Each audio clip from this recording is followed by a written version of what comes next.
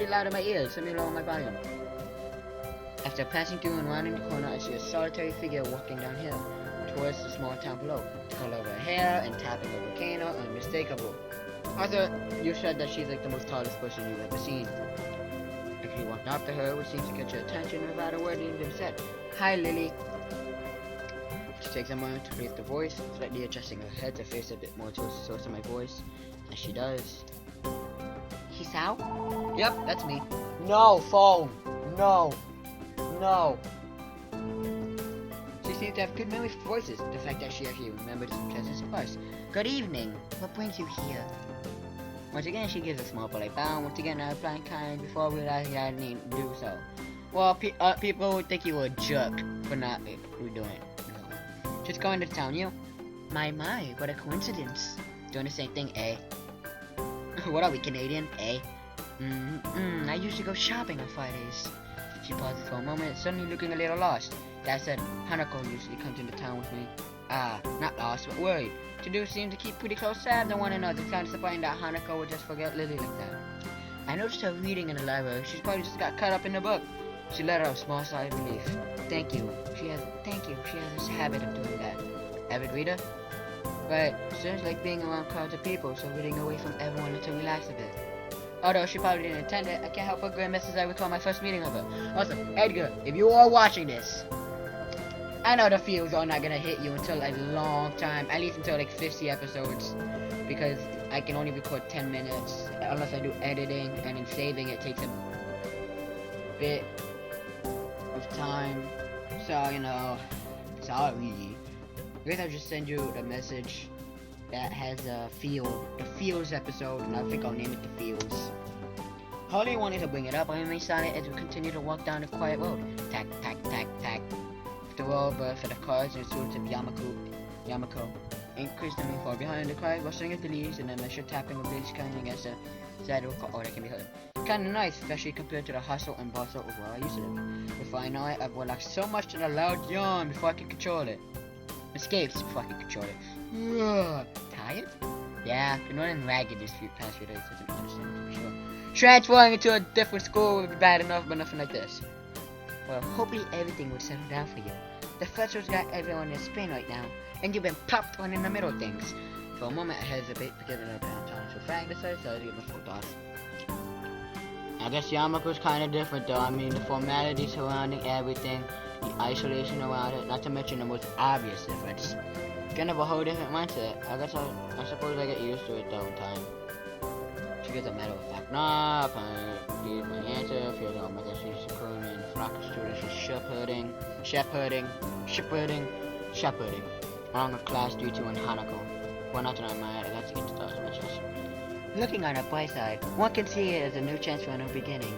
You should cherish the ability to make new friends. That's optimistic nonetheless. It's good to have a positive attitude about things, so I guess it's a good take on it. I really want to stop reading. You guys can read from now on. Well, from now on to a little bit.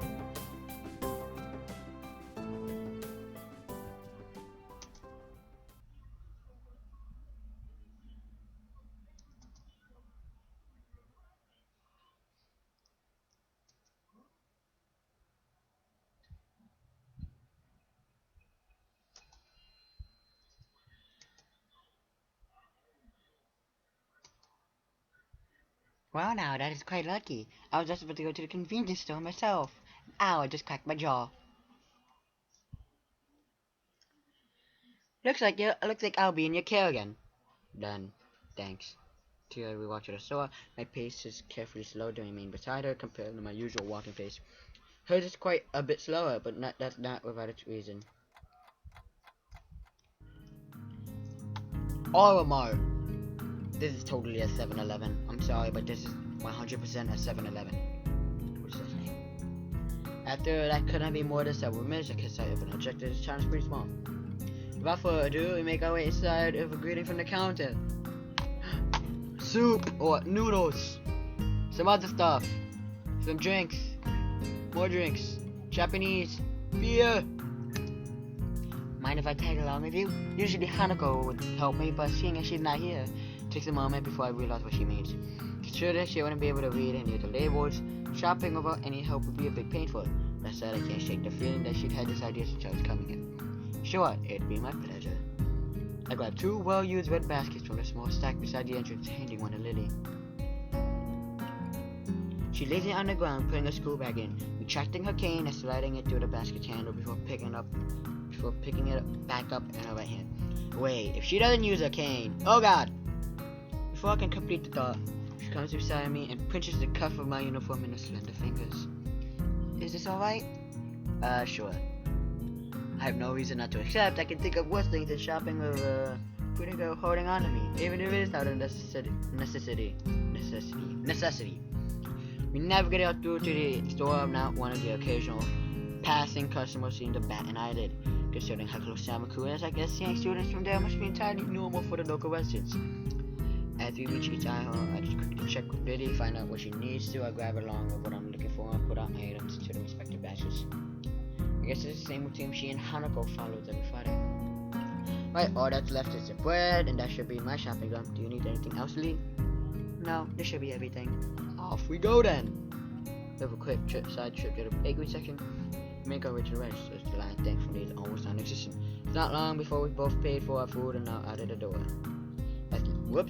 As Lily retrieved a cane and extended to full length, I wished a minute looking upward at the night sky while holding both of our bags. For a moment I tried to make clouds of my breath, but the summer's heat doesn't seem to cooperate. Eventually she rights herself, took a quick stretch before taking the bag and leaving me to my two. You tired as well? The festival preparations have been complete chaos. Shizune breathing down my neck doesn't exactly help things either. Hey! She's only trying to get everything organized, but better now than later, right? I suppose. If I'm going to enjoy relaxing in town tomorrow, that's for something. That's the festival It's like the most words I've ever used in a day. We walk out into the quiet street, taking between ourselves as we carry our bags of food and supplies from the store. Wait, what's that? I notice a very distinctive figure making its way towards us, silhouetted by street lamps. For a second, I think it's another male student from my class, but as she, or should I say, she gets closer, I recognize her quickly. Oh my god, it's Rin. Rin! What are you doing out here so late? Rin? Lily pokes her head like she's trying to focus on the same candy. It's Rin! Shizuka, I think, what's her last name? From my school? She simply says the name and gives a complicated looking expression.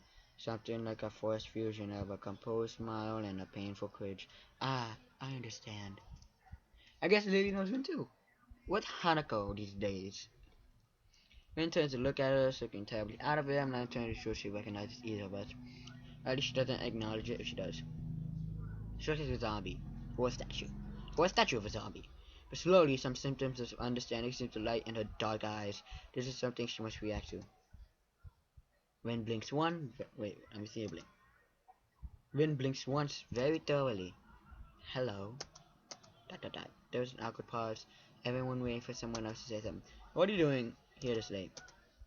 I was wondering about that too myself. Just now. Some people just asked me that just before. I assumed they were wondering the same. I don't know, they don't know either. I guess that's why I'm wondering. Sounds pretty much it's a murder mystery about a murder. ...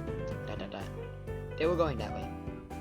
She turned facing to her right in order to demonstrate to this direction the other people want to see if that was important. So she traces back like a mechanical puppet and one of those overly complicated clockworks.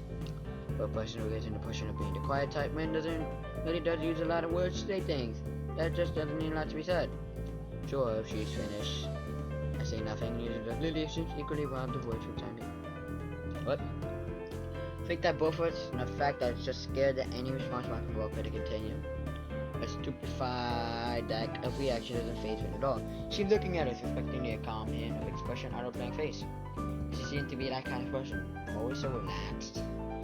As if bull elephant grade sedatives were flowing in her veins in a place of blood. Wow. Okay. Do you have amnesia? I don't recall you having anything of the sort though. No, I don't think it's that. Just a passerby had probably just wondered what we do. You know, we look really lost, the way you're standing in the middle of the street. Oh, I see. Maybe I should take some other kind of pose in that case. Wonder for whether I should change this and go further or give up for sake of my own sanity. I decided I'm glad. She said most of the time, but I was way too deep into it. And I'm gonna end it here. It's about to reach 10-minute mark, right?